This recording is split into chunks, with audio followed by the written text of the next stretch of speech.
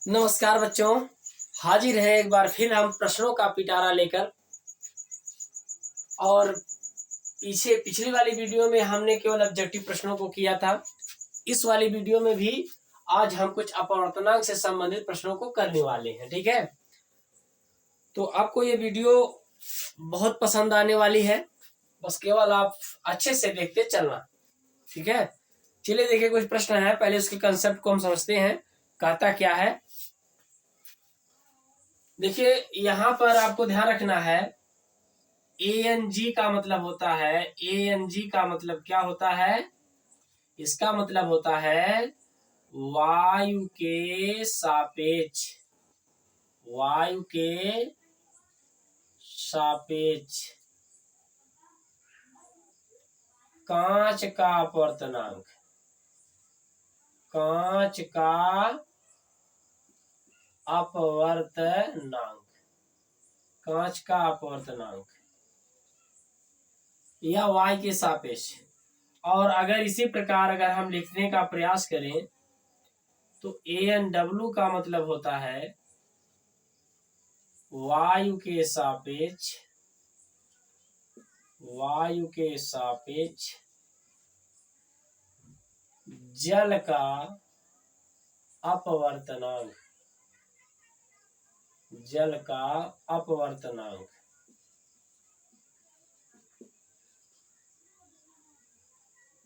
इसको पढ़ा जाता है ANW बराबर ANG बराबर होता है y के सापेक्ष कांच का अपवर्तनांक, और ANW बराबर होता है y के सापेक्ष जल का अपवर्तनांक। ठीक है, अगर हमसे पूछे यह वैल्यू दी रही, ठीक है, अगर हमसे पूछे GNW बराबर क्या होगा, पूछे हमसे GNW। देखो यहाँ पे n जो है कुछ किताबों में म्यू का प्रयोग किया जाता है, अपवर्तनांक के लिए म्यू का भी प्रयोग किया जाता है। अपवर्तनांक यहाँ पे आप ध्यान रखना है। तो GNW का मतलब होता है कांच के सापेक्ष, कांच के सापेक्ष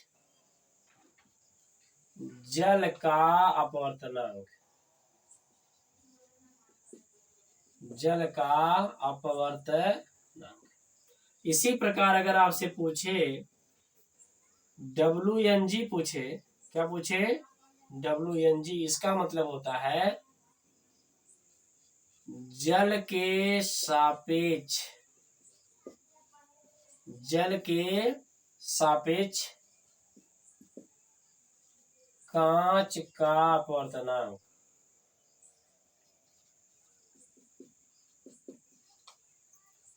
कांच का अपवर्तनांक। तो ये पॉइंट है ANG का मतलब। इसी प्रकार कोई आ जाए, अगर लिक्विड, अगर द्रव आता है तो N लगाना है, अगर कोई जल आता है तो W लगाना, कांच आएगा तो ग्रास लगाना, मतलब G लगाना है। अगर आप डायमंड आ जाए तो उसमें क्या करना है, D लगाना है। ठीक है, इस तरह से हमें प्रश्न पूछे। अगर हमसे पूछता है कांच के सापेक्ष जल का अपवर्तनांक, या ऐसे पूछेगा जल का अपवर्तनांक कांच के सापेक्ष, या कहेंगे कांच के संदर्भ में जल का अपवर्तनांक, या कांच के तुलना में जल का अपवर्तनांक, कोई भी पूछ सकता है किसी तरह से। तो यहाँ पे हम फार्मूले की बात करते हैं। अगर आपको y के सापेक्ष कांच का अपवर्तनांक दिया हो, y के सापेक्ष जल का अपवर्तनांक दिया हो, तो हम यहाँ पे कह सकते हैं कि अगर आपसे पूछे GNW बराबर क्या होगा, अगर आपसे पूछे यहाँ पे कि GNW बराबर क्या होगा, GNW बराबर, जिसका पूछे उसको ऊपर, जिसका पूछे उसको ऊपर, और जिसके सापेक्ष पूछे उसको कहां पर रखना होता है, नीचे। और ये ध्यान रखना, ए और ये जो दोनों माध्यम होती है, जो सापेक्ष वाली वैल्यू होती है बराबर होनी चाहिए। जो सापेक्ष वाली वैल्यू है वह क्या होनी चाहिए, बराबर होनी चाहिए। ठीक है, तो यहाँ पे यह हमारा एक रिलेशन बन गया, GNW बराबर ANW बटे ANG। इसी प्रकार अगला पॉइंट यहाँ पे देखते हैं। अगर आपसे पूछे WNG के बारे में अगर आपसे पूछे, जिसका पूछे उसको कहाँ पर रखना है, ऊपर, और फिर उसको, और जिसके सापेक्ष पूछे उसे नीचे रखना है। मान जो बात है उसको, यह वाला जिसका पूछे उसका ऊपर, जिसके सापेक्ष उसको कहाँ पर रखना है, नीचे रखना है। ठीक है, इसको आप लोग ध्यान रखिएगा, अभी प्रश्न करेंगे तो समझ में आ जाएगी सारी वैल्यू। ठीक है, कोई दिक्कत नहीं है। और एक सूत्र और हम आपको बता देते हैं, एक फार्मूला और आप देख लेना। इसमें क्या फार्मूला है, फार्मूला कह रहा है कि अगर आपको दिया है GNA, माने फार्मूला है GNA बराबर, यानी कांच के सापेक्ष y का अपवर्तनांक। GNA बराबर है कांच के सापेक्ष y का अपवर्तनांक होता है y के सापेक्ष कांच के अपवर्तनांक की व्युत्क्रम के बराबर। यानी GNA बराबर हो जाएगा, क्या हो जाएगा, यह फार्मूला GNA बराबर 1/AN0। और एक चीज और ध्यान रखना है, अगर यह जो वैल्यू निकाली जा रही है, यह GNAW बराबर, यह वाला अगर बराबर नहीं है, यह y के संदर्भ में होना चाहिए या निर्वात के संदर्भ में, माने यह वाला जो सापेक्ष वाली वैल्यू बराबर होनी चाहिए। अगर यह बराबर नहीं है तो आपका आंसर सही से आया है, मतलब आएगा नहीं। ठीक है, तो इस तरह से हमने इन प्रश्नों को देखा। ANG बराबर है, ANG है y के सापेक्ष कांच का अपवर्तनांक, ANW बराबर y के सापेक्ष जल का अपवर्तनांक, GNW बराबर कांच के सापेक्ष जल का अपवर्तनांक। इस तरह से इन सारे प्रश्नों को हमने देखा है। ठीक है, यहाँ तक तो कोई दिक्कत नहीं है। यहाँ पर ANW है, A रहना चाहिए। अगर आप ऐसा करते हो, यहाँ उल्टा कर देते हो WNA, तो आपकी वैल्यू यहाँ पर गलत हो जाएगी, मतलब मान आंसर गलत आएगा। और यहाँ पर हम जानते हैं अपवर्तनांक जो होता है, यहाँ पर एक चीज और यहाँ पे हम दे रहे हैं आपको। अगर आपसे पूछे ANG का मान अपवर्तनांक कितना होता है, तो 3/2 या 1.5 कांच का अपवर्तनांक हो गया। इसी प्रकार जल का अपवर्तनांक अगर पूछे, ANW का मान, ANW तो कितना हो जाएगा, 4/3 या 1.33। ये इतनी वैल्यू होती है। ठीक है, कोई दिक्कत नहीं इसमें, यह वैल्यू इतनी होती है। दिख नहीं रहा है भाई, इसको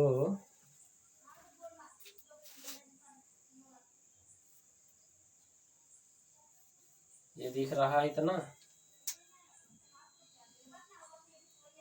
और अगर हमें जल के लिए पूछे, जल के लिए यहाँ लिख देते हैं, जल के लिए होता है 4/3, जल के लिए 4/3 या 1.33 जल का अपवर्तनांक होता है। y के सापेक्ष, सुनो, y के सापेक्ष जल का अपवर्तनांक 4/3 या 1.33 होता है। y के सापेक्ष कांच का अपवर्तनांक 3/2 या 1.5 होता है। और y के सापेक्ष उससे हीरे का अपवर्तनांक लगभग 2 के बराबर होता है। ठीक है, इसी प्रकार अन्य सबका हम निकालेंगे, ये मेन पॉइंट थे। ठीक है, कोई दिक्कत नहीं, सब सही है। ANG बराबर y के सापेक्ष कांच का अपवर्तनांक, AND y के सापेक्ष जल का अपवर्तनांक, GNW बराबर है कांच के सापेक्ष जल का अपवर्तनांक, जल के सापेक्ष कांच का अपवर्तनांक। GNW बराबर जिसका पूछे उसको ऊपर करना है, बाकी इस तरह से। GNA बराबर हो गया जिसका पूछे, इसमें GNA का उल्टा होता है, यानी GNA का मतलब है अगर प्रकाश की किरण y से कांच में जाए तो फिर उसका अगर उल्टा कर देते हैं, जी मतलब कांच से y में जाए, तो जो भी मान आएगा वह उल्टे के बराबर होगा। GNA बराबर हो जाएगा 1/ANG, रेसिप्रोकल होता है इसमें। ठीक है, और बाकी चीजें तो हमने यहाँ पर ठीक ठाक लिखी हुई है। अब आगे देखते हैं प्रश्नों को करने जा रहे हैं। ठीक है,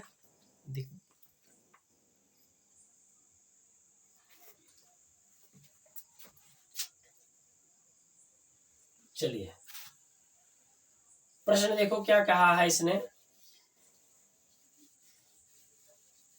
प्रश्न में है,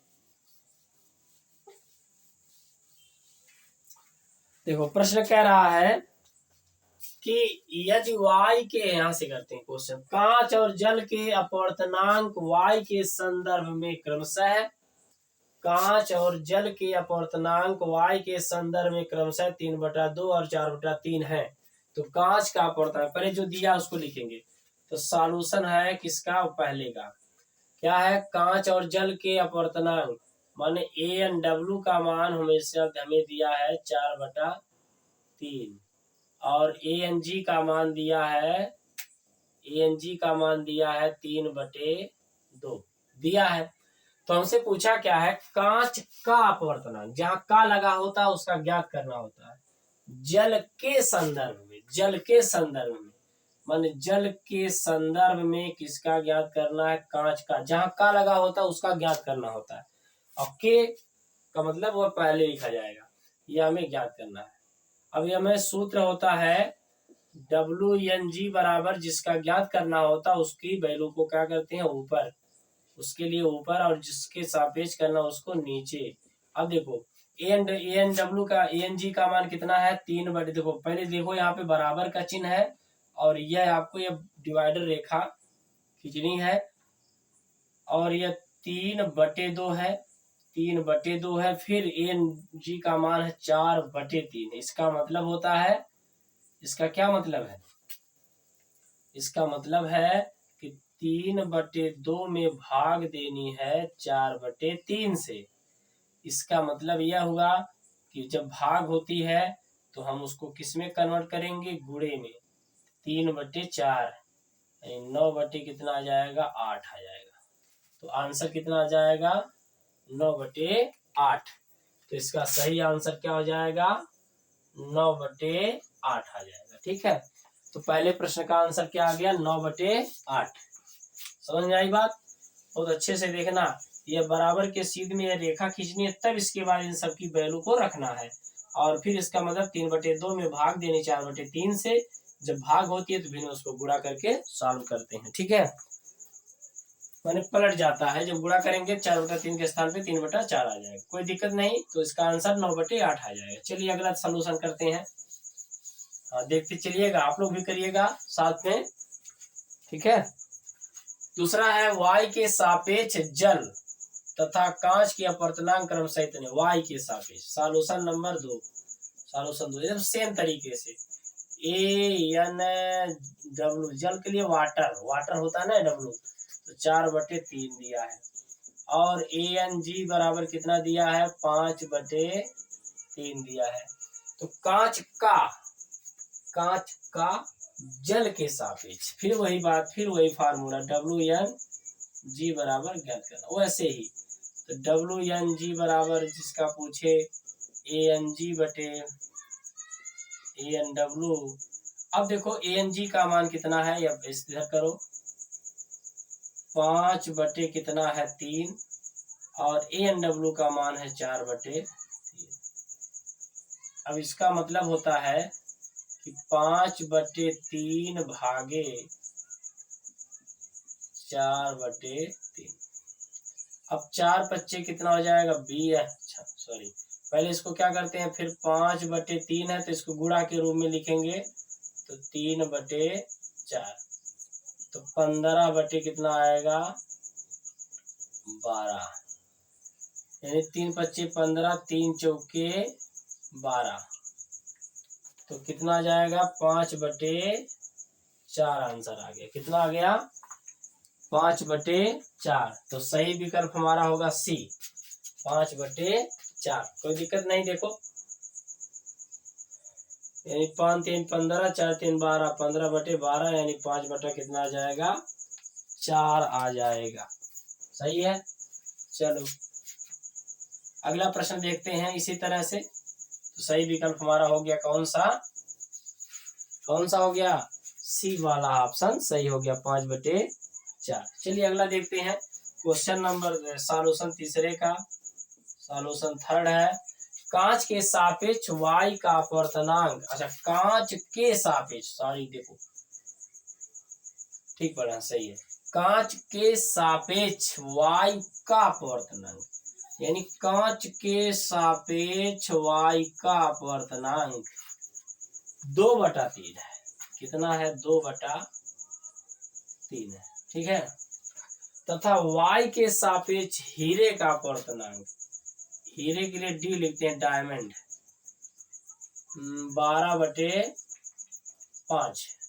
ठीक है, 12/5 है। तो हीरे के सापेक्ष कांच का अपवर्तनांक ज्ञात करना है। तो हमें पता है चूंकि DNG, यहां से देखो कर दे रहे हैं, DNG बराबर होता है,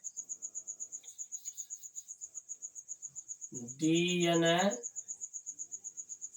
बराबर होता है ANG/AND। तो ANG का मान कितना है? ANG देखो, ANG होना चाहिए, DNG पूछा है तो ANG होना चाहिए, लेकिन हमें क्या दिया है? GNA दिया है। ANG चाहिए लेकिन हमें GNA दिया है, तो हम इसको उल्टा कर सकते हैं। GNA बराबर क्या होता है? GNA बराबर क्या होता है? इसको देखो इस तरह से, यहाँ हम ब्रैकेट में बता दे रहे हैं, चूंकि GNA बराबर अगर है 2/3, GNA बराबर होता है 1/ANG होता है। तो अगर हमें GNA का मान दिया है 2/3, तो ANG का मान क्या हो सकता है? तो ANG का क्या मान हो सकता है? ANG बराबर हो जाएगा, इसका उल्टा करेंगे, ANG बराबर क्या हो जाएगा? 1/2/3, यानी कि 3/2। कितना आ जाएगा? 3/2। नहीं समझ में आई बात? भाई GNA बराबर 2/3 है, तो GNA का उल्टा ANG होता है, तो इम्प्लाइज दैट ANG बराबर आपको 3/2 लिख देना, सीधे लिखना, बस समझाने में हमने कोशिश की है। GNA बराबर 1/ANG होता है अगर, या ऐसे हम लिख सकते हैं, या ANG बराबर 1/ कितना हो जाएगा, थोड़ा सा इसको अलग से बता देते इस तरह से, ANG बराबर होता है 1/GNA। तो हमें ANG चाहिए, ANG बराबर 1/2/3 है, तो बराबर 3/2 आएगा। तो हमें इस तरह से ये मिल गया, कितना मिल गया? 3/2, और AND बराबर कितना मिल गया? 12/5। ठीक है, तो अब इसका मतलब है 3/2 भागे 12/5, यानी कि 3/2 गुणे 5 कितना हो जाएगा? 12। सही है। अब देखो 5×3 = 15/24, 3×5 = 15, 3×8 = 24, यानी 5/8 आएगा। कितना आ जाएगा? 5/8 आंसर आ जाएगा। यहाँ पर गलती हो सकती थी, लेकिन अगर हमें यह फार्मूला अगर पता है तो गलती होने के चांस कम हो जाएंगे।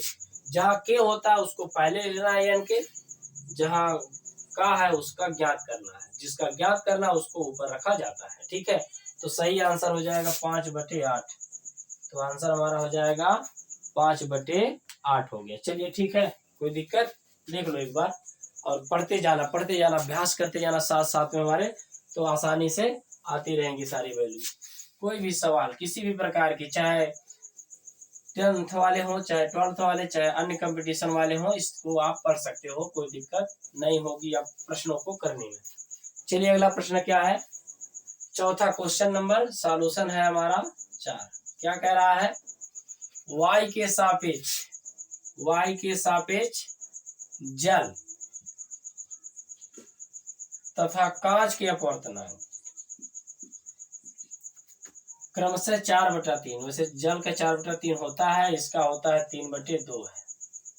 तो जल के सापेक्ष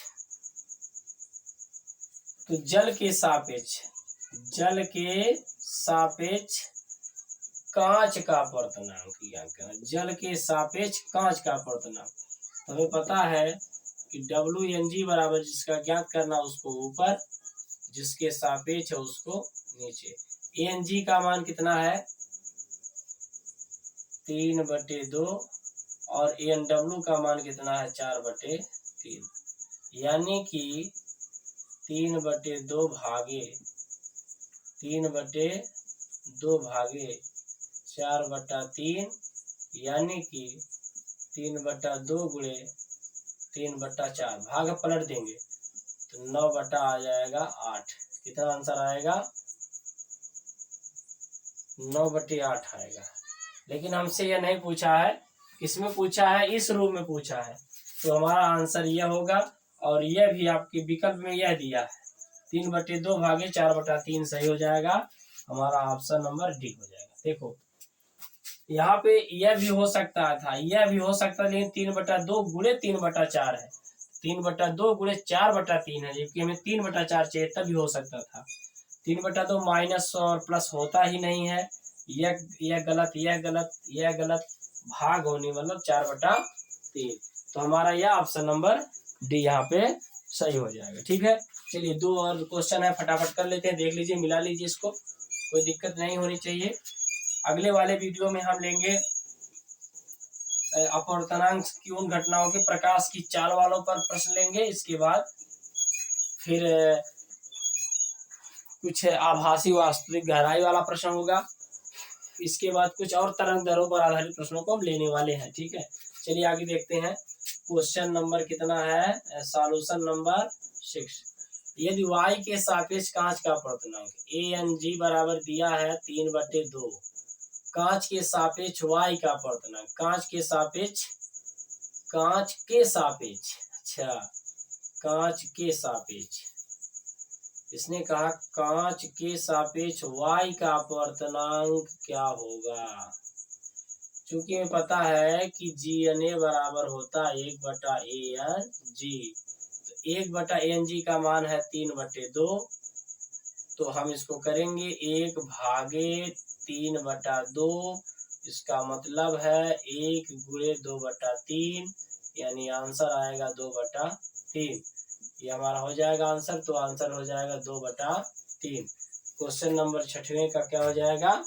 2/3 आंसर आ जाएगा। चलिए अगला देखते हैं इसी प्रकार। ठीक है, कोई दिक्कत तो है नहीं। और लास्ट सवाल को देखते हैं, और आज इतना ही हम इस वीडियो में करेंगे इसको, फिर मिलेंगे नेक्स्ट वीडियो में। पहले इसको देख लेते हैं।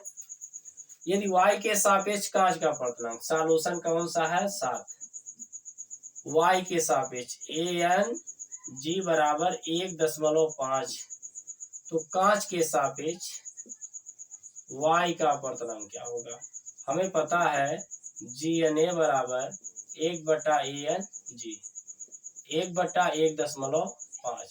10 से ऊपर नीचे क्या कर देंगे? गुणा, तो 10 बटे हो जाएगा 15। 10 में भाग देंगे 100, 10 बढ़ाएंगे 100, 15 × 5 = 90, 15 × 90 यानी 6 आएगा, यानी 0.67 लगभग आएगा। 0.67 लगभग हमारा आंसर आ जाएगा। ठीक है, कोई दिक्कत तो नहीं होनी चाहिए। तो अब ये हमारा पार्ट 4 जो प्रकाश के अपवर्तन पर आधारित है समतल वाले पृष्ठों पर, इसका हमने पार्ट 4 आज समाप्त कर लिया है। आशा है कि आपको यह वीडियो, हमारा पढ़ाने का तरीका आपको पसंद आया होगा, और अगर पसंद आए तो लाइक जरूर कर दीजिएगा, शेयर करिएगा। मिलते हैं नेक्स्ट वीडियो में। वैसे बोर्ड परीक्षाओं के लिए वेरी वेरी इंपॉर्टेंट कंपटीशन जो कॉम्पिटिटिव परीक्षाएं हैं, उसमें भी आपको इस तरह से प्रश्न मिलने वाले हैं। मिलते हैं नेक्स्ट वीडियो में। धन्यवाद।